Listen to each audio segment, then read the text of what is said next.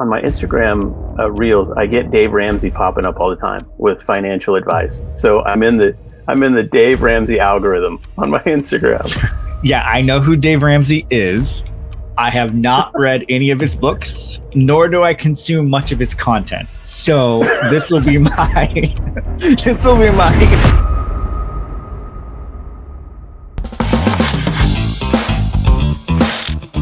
basically just a front-end sales channel. He developed a strategy because in his own business he wasn't profitable with the strategy.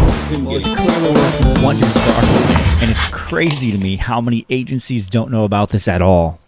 All right, welcome back to another episode of The E-Commerce Leader. I'm joined by my co-host, Kyle Hamer. Hey man, how are you? Good. I'm excited to jump into this episode. It's gonna be some good stuff. I've got a wild one for you. So here's the thing. On my Instagram reels, I get Dave Ramsey popping up all the time with financial advice. So I'm in the Dave Ramsey algorithm on my Instagram, and I really like the guy. I've always liked listening to his show whenever I'm driving around. I hear it on the radio, and so the thought occurred to me: what would it be like if Dave Ramsey was your Shopify coach? And that's what I thought we could talk about today. So what's your opinion of Dave Ramsey? Do you know who he is? What's the deal? I know who Dave Ramsey is. I have not read any of his books, nor do I consume much of his content. So this will be my intro to Dave Ramsey through the lens of Shopify. So I'm going to be educated on this. I'll probably have questions, but I think it's an interesting angle to take what he's doing in terms of overall finance and apply it to your e-commerce store, because at the end of the day, your Shopify store is designed to make you money, hopefully, and that's what it's doing. So it's just like your personal P&L, your personal cash flow statement. You're just applying it to your Shopify. I'm assuming. There you go. I don't know. Yeah. I don't know. Well, we're going to get into it. Well, right. Let's get to it. So if you're not familiar, and clearly, Kyle, you aren't very familiar, I'll just give you a little lowdown on Dave Ramsey. So he's the author of the Total Money Makeover Financial Peace University, which a lot of churches do as like a program. And his new book is called Baby Steps, Millionaires. And he basically went from running a financial coaching business on a cardboard table in his living room, having a nationally syndicated radio show, which is where most people know him from, and then the books, of course. I heard that he has something like $600 million worth of completely paid off real estate. And so he, practices what he preaches and has built quite a business. I was in Nashville, a couple of years ago, as a part of a mastermind that met there, and they were all local. A lot of them are locals, and they were talking about his campus headquarters there, big new building that he had built, all cash. And his old building, I guess he was now leasing out, to other businesses. And so, he's walking the talk and all that. Sure. So that's Dave Ramsey. So he does have a philosophy about money management. And I basically kind of took what I've heard him say, seen in his books and on his presentations, and kind of woven it together 6 ideas that I think could be really helpful to Shopify store owners if they applied them. So that's going to be the basis of the list. It's just Jason grab bag of Dave Ramsey ideas. And then you can tell me whether you think they're garbage or whether they make sense or not. I love it. Let's jump in. I'm going to learn some new stuff right now. Okay.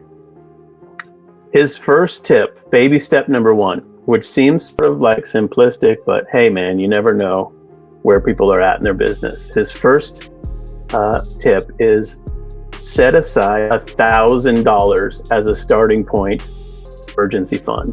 So if you don't have anything else sorted out or figured out in your business, get yourself $1,000 set aside and make sure you've got that in case of emergency, break glass, in case of fire or emergency or whatever type money. You can't argue with that advice, can you? Any thoughts on basically setting aside an emergency fund? Depending on the size of your business, $1,000 may not be enough. But I think, you got to start somewhere, right? And to your point, you get it going, start putting it aside. And I do think it's smart to have some capital, some dry powder available, because you never know when the next black swan event aka COVID lockdown, blowing things up, things changing, geopolitical uncertainty is going to impact your business, right? Right. So for example, if you are dependent on Chinese supply chain and something deteriorates even further with China geopolitically, how does that impact your business? So this is about business continuity in my mind. And we don't really think about it often enough, I don't think. So this is a way you can automate this process. That's how I kind of thought about it. I was like, what's the easiest way to set aside $1,000 in your business? Just set up the rule in your bank and say, hey, like all the revenue comes in, I'm going to take 5% of that revenue and just stick it into a savings account, stick it into some sort of operational capital account and just let it build up and cook there. And kind of go from that standpoint and build up as big as you can, really. Yeah, when you told me that you had done that where there was rules you set up in your bank account, I was like, dude, that's genius. I didn't know you could do that. So I bet you most people don't know that's a thing, but it's pretty cool. It is cool. I've heard like guys like Ramit Sethi, talk about like how automation is this secret to doing it. I never understood what he meant really until I was like, oh, you can literally in your bank set up the automation rules to move your capital depending on where you want stuff to go. That's when it really clicked for me. And, we should be thinking how to do that effectively in our bank and with our money. Because the more you can automate it to where it's not a process you have to actually do, it's 100% going to work. As long as you have money in there, it's going to execute what it's supposed to do every single time. You don't have to think about it. And I think that's really, really awesome. One other thing on this topic too. I remember I have a friend here in the Seattle area owns a big media company, and they got hammered when COVID happened. They lost, they couldn't bring people in the office. I mean, they're like shooting TV commercials and all that kind of stuff. Well, what was super cool about that was he had said that they'd saved enough capital in their business in order to keep paying their employees even when they didn't have the revenue coming in. So for the course of like a year, when their revenue was basically cratered, they were able to pay people's mortgages, pay them continuing and not have to lay anyone off during that entire time. And that really impressed me. I was like, wow, that's really good foresight. And that's exactly the business continuity concept that we're talking about. And you start with 1,000 and you grow it up to whatever you need to be. Make sure you can cover your business. Really right. Okay, so that's the first one. Set aside $1,000 for emergency. Then his second one is more controversial, which will really, I think, create sort of a interesting dilemma for a lot of our listeners. Right. Dave's 100% no debt guy. He doesn't believe in it, and he, in his writings, he says basically debt is not a tool. That if you're borrowing money, you become a slave to the lender. And in his real estate business in the past or whatever, he, I think, went bankrupt or close to bankrupt or whatever. And so is like super focused. No debt, avoid debt. Now, we work with many Shopify business owners, and it's a very, very common course of action to use credit cards for initial payments of invoices and then, have a line of credit or working capital loans, that kind of thing that you manage your cash flow with. What do you think about this? No debt in your business. It is an interesting concept. I think, so let me just break this down in my thinking on this. I think it's a little more nuanced because I think there is a good debt and there's bad debt. And I think that's what he doesn't believe. Clear. Right, I know he doesn't believe that, but you can see, you can use debt as a tool, and he doesn't believe that at all. The challenge with that is that it's a slippery slope. How do you mean? You have to use debt. To use debt, right? Because I think even if you are embracing the good debt philosophy, it's really easy for that to slip into the bad debt scenario really, really quickly, right? Because it's creating an extra risk. It's creating risk. 100%. Exactly. So using debt is creating risk, I would say in the current environment, it is probably a smart play to avoid debt as much as possible. Right. Yeah. because I think we're in a more higher risk environment. And so I think you need to adjust your practice and thinking based on the environment you're in now, for a couple of reasons why debt. One is just it's much more expensive to carry any debt unless you have fixed, unless you're living off that SBA loan money that came through in during COVID time, right? And you're at 3% for 30 years. Well, it's like, okay, well, that debt can just kind of sit there. But if you're talking about credit card debt or short-term loans or lines of credit, right? Working capital loans, though the interest rates on that are going to be much higher than they were before, right?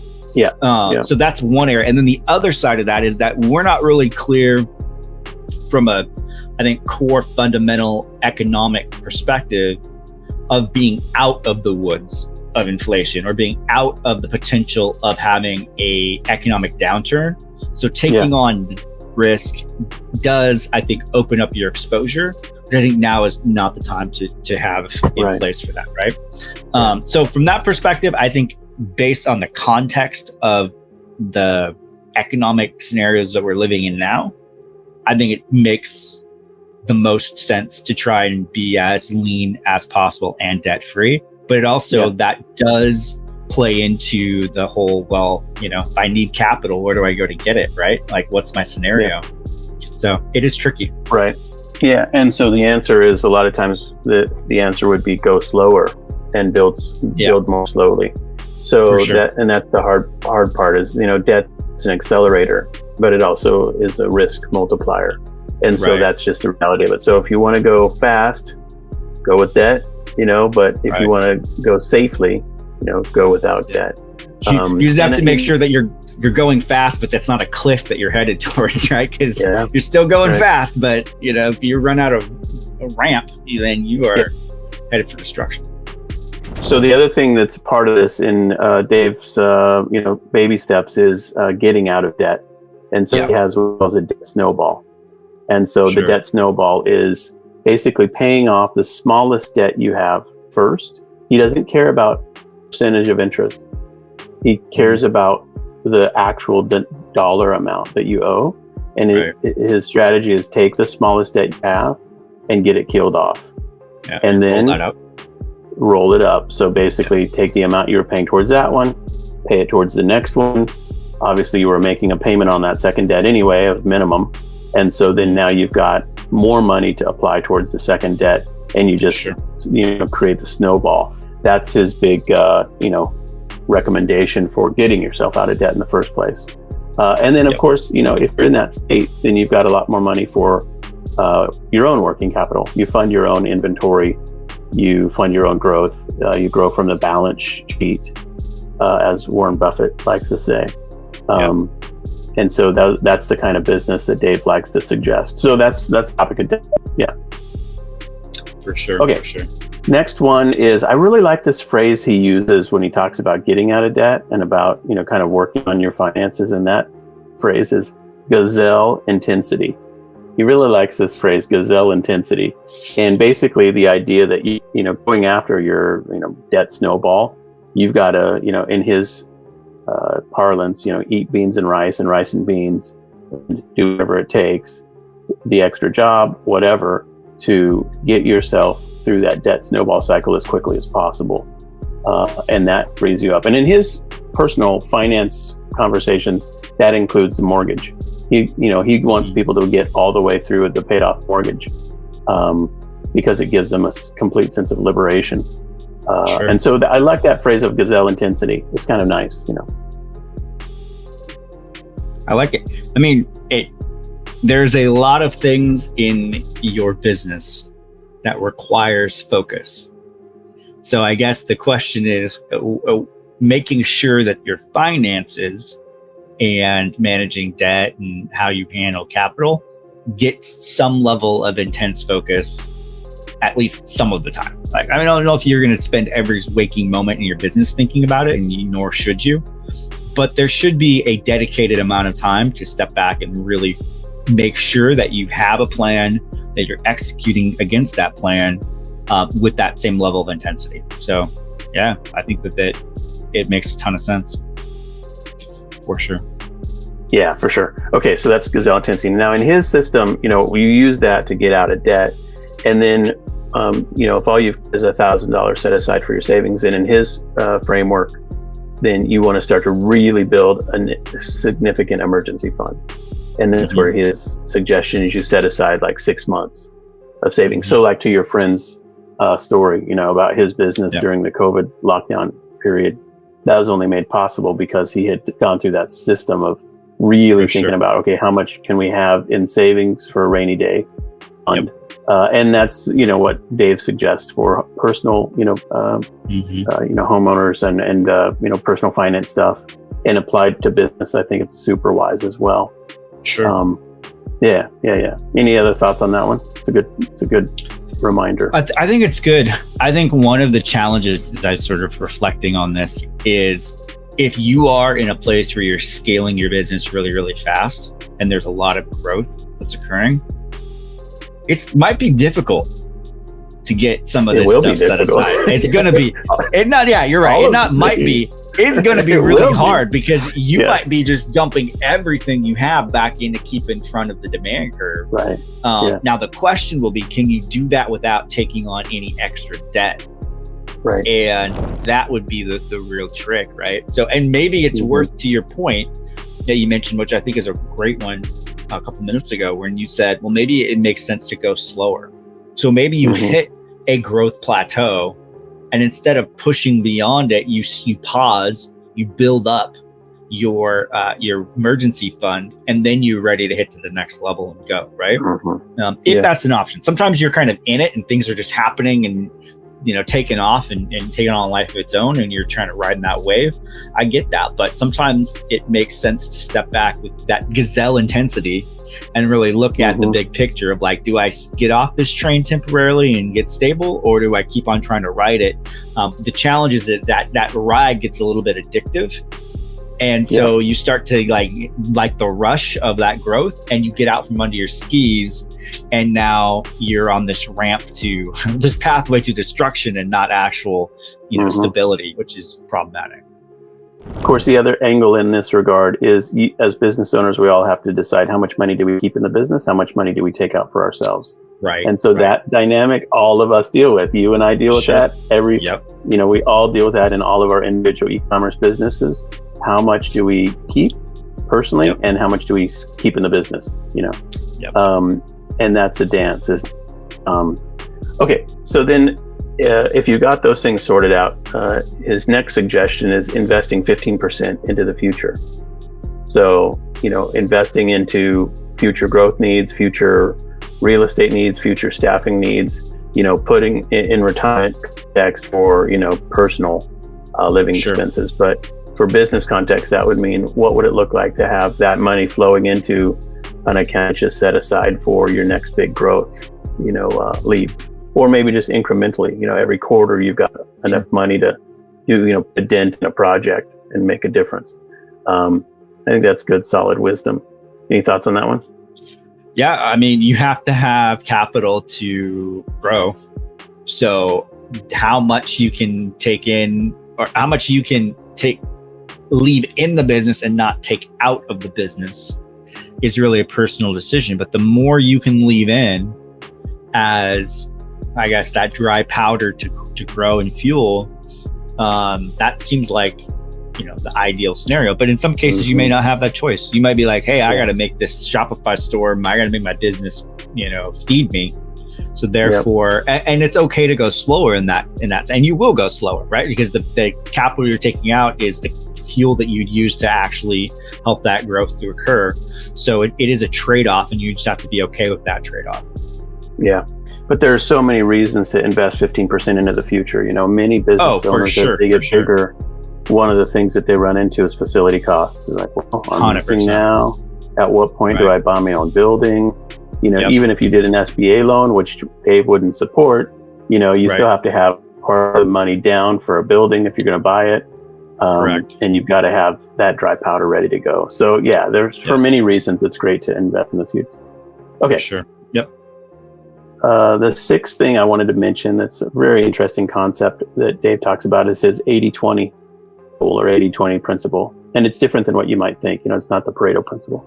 In his parlance, the idea is that money in general is 80% behavioral and 20% knowledge. In other words, how you manage your money is mostly about your actions and your activities day in and day out, not so much about what you know in your brain, because unfortunately, we all, or many of us, know many, many things in our brain that we do not actually live out in life. And so I think this is a good reminder, Dave's 80-20 rule. It's really true. I love it. I mean, that is, if you take that one point to heart, even on all the other 6 that we've shared so far, this one's probably going to have the biggest impact on your profitability and your bottom line long term, right? Like if you really do take this in, because it holds true, right? Like information and knowledge is almost ubiquitous out there. Like you can find free information about anything, but it's how that gets applied and how you apply it to your specific brand, your specific business in a way that makes sense. And not only applied, but applied consistently over time. Because you want to short circuit the silver bullet mentality, the quick fix, and really focus on the day in and day out applicable, this is what we do to grow. And you're kind of consistently implementing, so you get that large outcome and the compound effect of that over time. And I think that's just the way to approach your business. It's like, what do I need to build on every single day? Yeah, totally right. Okay, so the 7th thing that I thought I'd mention, which is not something that he teaches, is just something he's done, which sort of is an example, I guess you could say, is content. So this is sort of like what Dave Ramsey did since 1982 or whenever he started, was basically the Gary V jab, right hook, which is, daily radio show, which is obviously free to listeners. And the vast majority of his content is free. It's out there. He's sharing all the details. And then he does have books he comes out with and courses like Financial Peace. And so he is a content producing machine. And, for any e-commerce business, one of the things I always tell our clients is, how can you add digital goods? How can you add additional, resources? The ethical bribe for email marketing, list building, the ebook that's a companion to whatever your products are, on and on and on. There's so many ways that content can be used to creatively build a business, and he clearly has demonstrated that from like day one. And he's really, really good at it. I mean, his books are top shelf, and I think he sold 5 million copies of his Total Money Makeover by itself. And so he walks the talk in that regard. But content is, everyone in internet marketing and online sales talks about content marketing strategies, and we could learn a lot from him, just that simple approach. Yeah, no, I mean, it's consistent, and he's done it consistently over time, right? Yeah. And that's really the big takeaway for me, is being consistent. And it also demonstrates, I think, another really core concept is that we're all in, no matter what you sell, no matter what niche you're in the eyeball business. You have to get people to see your product, to care enough about your product, and to know, like, or trust you enough to complete a transaction with you. And great content that really does serve your audience is the way that happens, whether that's on social, whether that's through working with affiliates or influencers or whoever's telling that story. It all comes back to, can this group of people, can this person, can this brand, can this service, can this product help me solve whatever pain point that I have in this moment, right? And content allows you to tell that story effectively.